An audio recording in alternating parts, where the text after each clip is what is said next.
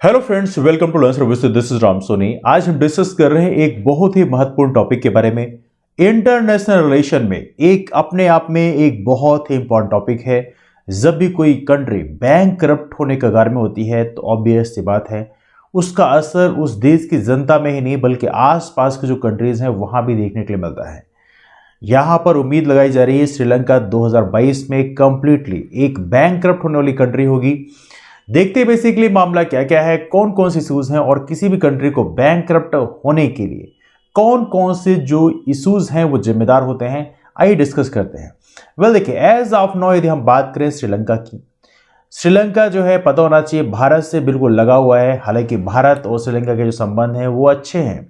देखा जाए तो श्रीलंका सार्क जो कंट्रीज का एसोसिएशन है उसका भी एक पार्ट है। इसका फुल फॉर्म है south Asian association of regional cooperation, जिसमें कुल मिला के 8 कंट्री हैं। लेकिन पता होना चाहिए श्रीलंका एवनली भारत की ग्रुपिंग है जिसका नाम है BIMSTEC, bay of Bengal initiative of multi sector technical and economic cooperation, इसका भी हिस्सा श्रीलंका है। पता होना चाहिए बिम्स्टेक में एज ऑफ नाउ 7 कंट्रीज हैं जिसका पार्ट श्रीलंका है। तो देखा तो श्रीलंका हमारी बहुत सारी इंटरनेशनल ग्रुपिंग का एक हिस्सा है, लेकिन एज ऑफ नाउ श्रीलंका की जो कंडीशन है बहुत अच्छी नहीं है।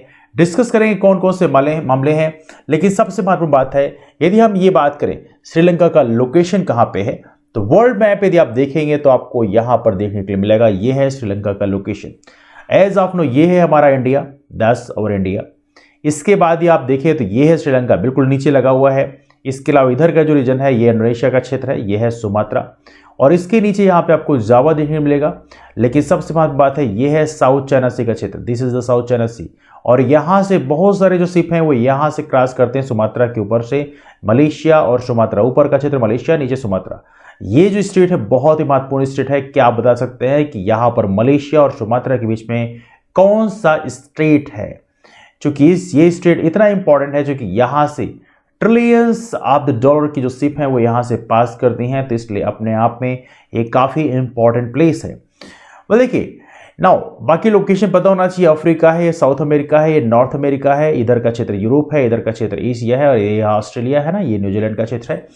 एनीवे यदि हम बात करें प्रॉपर मैप में तो आप देख सकते हैं ये है श्रीलंका भारत के ठीक नीचे। यहाँ पर देखा जाए तो दैट्स अ पाक स्टेट यहाँ पर ही लोकेटेड है, तो ये भी थोड़ा सा आपको पता होना चाहिए ना।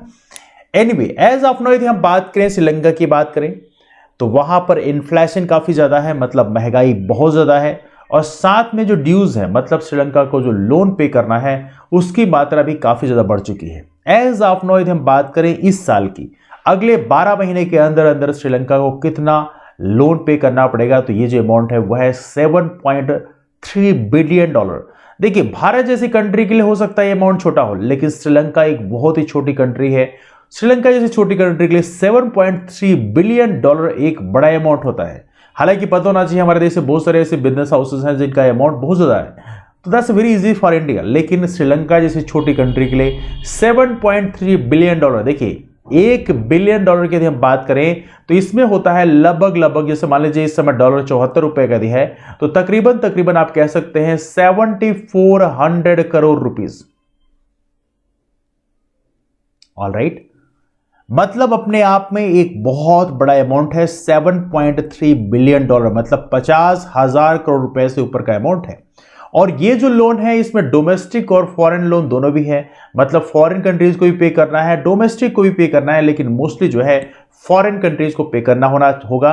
क्योंकि आपको पता होना चाहिए अभी हाल ही में कुछ ही दिनों पहले की बात है, कुछ महीने हो गए, श्रीलंका ने चाइना के द्वारा एक पोर्ट बनवाया था जिसका नाम है हम्बनटोटा पोर्ट।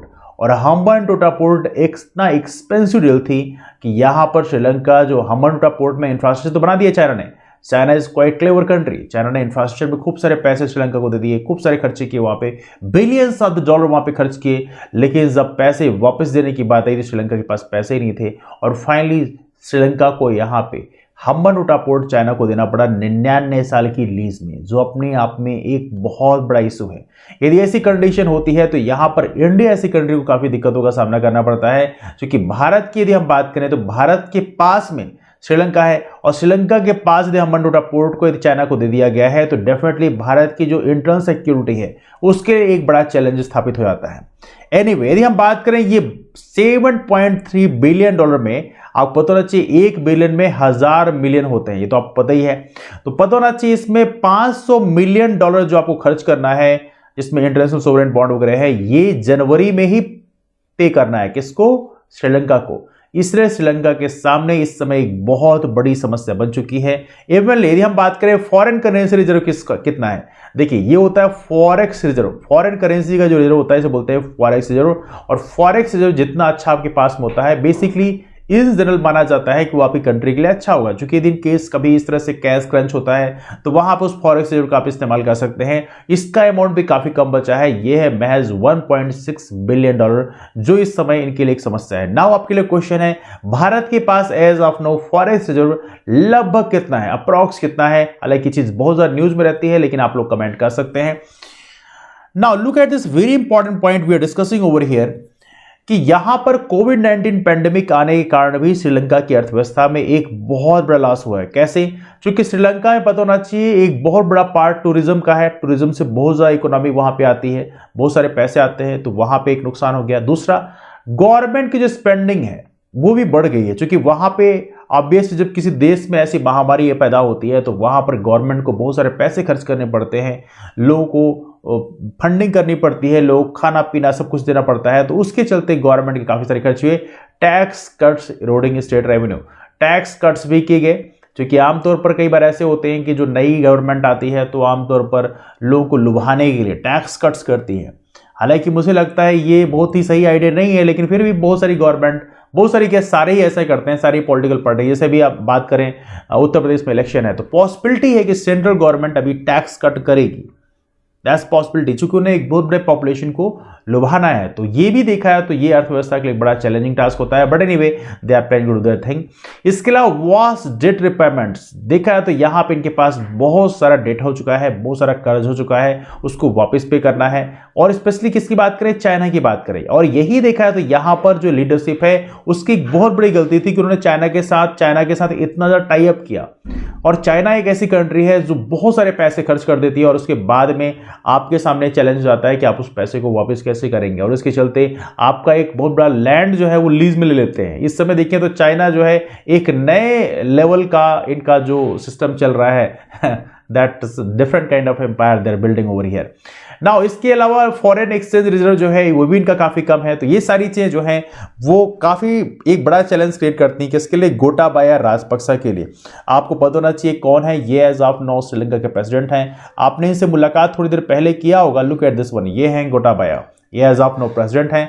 और महिंदा राजपक्सा को तो आप जानते हैं, ये एज ऑफ नाउ वहां पर क्या है, he is right now prime minister over there. तो ये सारी चीजें आपको पता होना चाहिए। नाउ यदि हम बात करें कि इस समय वहां पर श्रीलंका में इन्फ्लेशन किस लेवल पे है, महंगाई इस समय पहुंच चुकी है 12.1%, जो अपने आप में एक बड़ी समस्या का सबब है। दिसंबर में देखें, दिसंबर 9.9%, उसके एक महीने पहले था, लेकिन दिसंबर में पहुंच गया 12.1%, जो कि अपने आप में एक बहुत बड़ा परसेंटेज है। यदि इतना महंगाई बढ़ती है तो इससे कहीं ना कहीं जो वहां का जो रुपये है उसका वैल्यू काफी डाउन हो जाता है।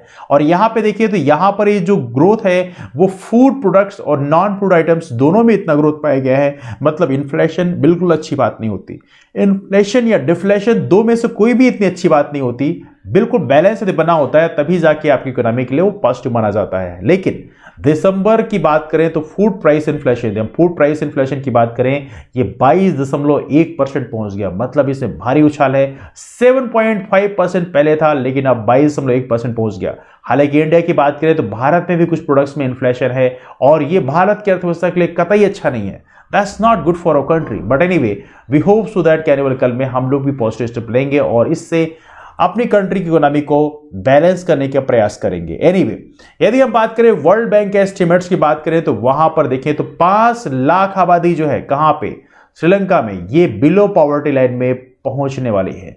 तो पैंडेमिक के पहले ही 5 लाख जो आबादी है वो पॉवर्टी लाइन, गरीबी रेखा के नीचे पहुंच चुकी है, जो अपने आप में एक बड़ी समस्या है। Equivalent to 5 year progress in the fighting poverty. तो यहां पे इन्हें अब अगले 5 साल तक इस गरीबी से लड़ना पड़ेगा, जो अपने आप में श्रीलंका के लिए एक बड़ा चैलेंज है। साथ में टूरिज्म में काफ़ी डैमेज हुआ कोविड-19 के चलते, और इसके चलते जो फॉरेन रिजर्व रेवेन्यू आना था या जो नौकरी वहाँ के लोगों की थी वो सारी चली गई, और इसके चलते उस कंट्री की जो जीडीपी है उसमें 10% का इसी का कंट्रीब्यूशन है, और ये सारा का सारा ब्लैंक हो गया, तो अपने आप वहाँ की जो अर्थव्यवस्था है वो चौपट होगी। इसके अलावा देखिए तो यहाँ पे आप देख सकते हैं लगभग 2 लाख के आसपास जो लोग हैं वो उनकी नौकरी छूट गई, बिकॉज वहां पे ट्रैवल और टूरिज्म की जो पॉसिबिलिटी है वो बिल्कुल खत्म हो गई, और इसके चलते देखा जाए तो वहां पे श्रीलंका को वापस से भारी नुकसान का सामना करना पड़ा, और ये डाटा दिया है world travel and tourism council के द्वारा। तो एक प्रकार से कह सकते हैं किसी भी कंट्री की अर्थव्यवस्था को बर्बाद करने में कोविड-19 ने भी एक महत्वपूर्ण रोल प्ले किया। प्रेसिडेंट की बात करें, जो राजपक्षे हैं उनकी बात करें तो नए साल में उन्होंने मैसेज दिया है कि हम जो है किसी न किसी तरह से अपनी अर्थव्यवस्था को रिवाइव करने का प्रयास करेंगे, और उनका उम्मीद है कि शायद आने वाले कल में हम लोग कुछ ऐसे पॉजिटिव स्टेप लेंगे जो हमारी कंट्री की इकोनॉमी को रिवाइव करने का प्रयास करेंगे, पीपल सेंट्रिक इकोनॉमी होगी। आने वाले कल में देखते हैं कि क्या ये ऐसा कर पाएंगे, क्योंकि प्रॉमिसेस जो हैं, वादे करना बहुत ही आसान काम है, इस दुनिया में सबसे आसान काम जो है वादे करना है, लेकिन जो निभाना है वो बेहद मुश्किल काम है। आमतौर पर गवर्नमेंट्स जो हैं वो अपनी सरकार बनाने के लिए वादे बड़े बड़े कर देती हैं, लेकिन जब निभाने की बात आती है तो निभा नहीं पाते, और इसके चलते जनता में एक असंतोष भी पैदा होता है। हालांकि प्रेजेंट टाइम में हमारे देश में भी ऐसी कंडीशन आप देखने के लिए पा सकते हैं, बट एनीवे इस टॉपिक के बारे में हम ज़्यादा डिस्कस नहीं करते, लेकिन सबसे महत्वपूर्ण बात है जो क्वेश्चन ने आपसे पूछे उन क्वेश्चन का रिप्लाई आप कमेंट बॉक्स में जरूर करें। डिस्कशन कहीं से वाइंड अप करते हैं, लेकिन इन केस हमारे प्लेटफॉर्म में आप नए हैं तो आप इस चैनल को जरूर सब्सक्राइब कर सकते हैं। यहां पर सिविल सर्विसेज के लिए प्रॉपर एक डेडिकेटेड प्लेटफॉर्म है। आपके फाइनल सिलेक्शन में ये चैनल एक बहुत ही महत्वपूर्ण कंट्रीब्यूशन प्ले कर सकता है, और इसके अलावा यदि आप लोग हमसे जुड़ना चाहते हैं तो आप लर्न सर्विसेज नाम का टेलीग्राम ग्रुप ज्वाइन कर सकते हैं। यहां पे हमारे सभी क्लासेस की इंफॉर्मेशन तो शेयर की आती है, लेकिन साथ में जो क्लासेस की पीडीएफ होती है वो भी यहाँ पे शेयर की आती है, उसके माध्यम से भी आप जुड़ सकते हैं। और सबसे इंपॉर्टेंट है, शाम को 4 बजे की हमारी मेंस एंड सराउंडिंग क्लास होती है सिविल सर्विसेज के लिए, तो आप उस क्लास में जरूर ज्वाइन करें। उसको ज्वाइन करने से पता चलेगा बेसिकली आंसर कैसे लिखते हैं, कैसे इंट्रोडक्शन बनाया जाता है, कैसे कंक्लूजन बनाया जाता है, कैसे बॉडी पार्ट बनाया जाता है, ये सारी चीजें वहां पर डिस्कस की आती है। तो आप उसके लिए उस लाइव सेशन में जरूर आए। डिस्कशन कहीं साइन अप करते हैं, मुलाकात करते हैं आप उस फिर, तब तक bye, take care, have a wonderful day, keep moving forward and take care.